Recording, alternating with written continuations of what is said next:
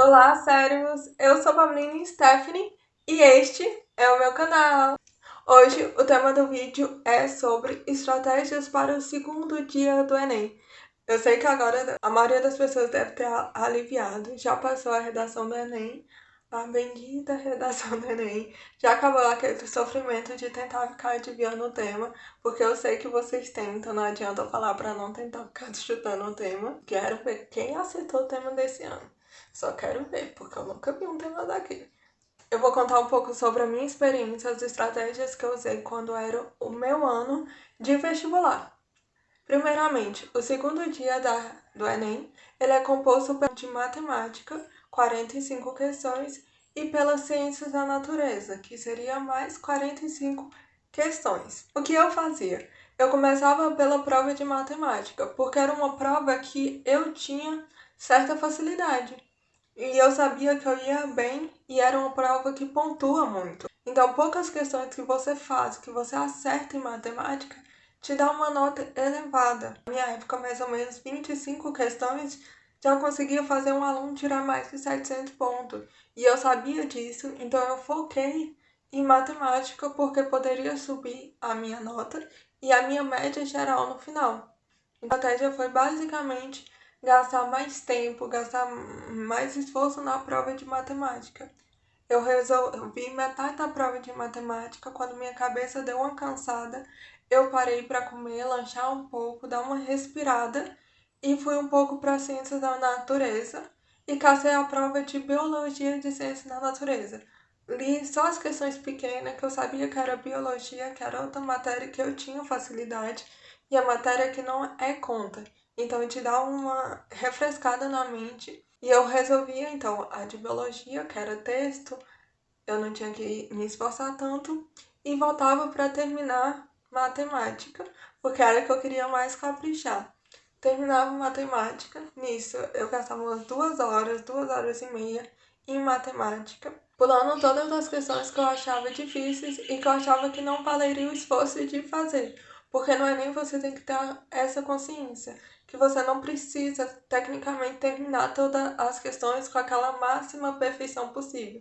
Você tem que garantir as que você sabe, jogar com o que você sabe, com o que é melhor de você. Terminei a prova de matemática, eu ia para a prova de física e química.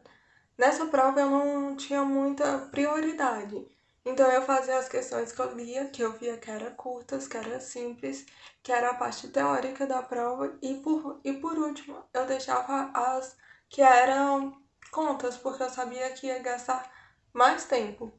E eu fui fazendo assim, parando, comendo, descansando até terminar. Então, eu gastei cerca de 2 horas para cada uma das provas, deixando uns 30 minutos no final para passar as questões no gabarito e revisar e ver aquelas questões que eu achava mais difíceis.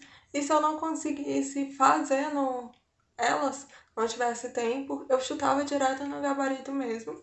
Uma dica para chute no gabarito é analisar as questões que você marcou. Por exemplo, na sua prova tem muito A, tem muito B. Você viu que não tem muito D, então chuta D, porque não é certo no Enem, mas a tendência dele é ter a mesma quantidade de letras nas respostas. Por exemplo, tem 20 As, tem uns 15, 17 Bs. Tem esse padrão na maioria das vezes. Então dá pra você ver o que você não marcou tanto e marcar na hora que você estiver chutando.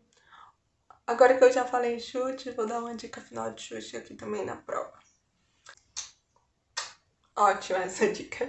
Quando eu não sabia uma questão e eu não interpretava mesmo aquela questão, e por exemplo era na prova de matemática, eu não sabia como resolver.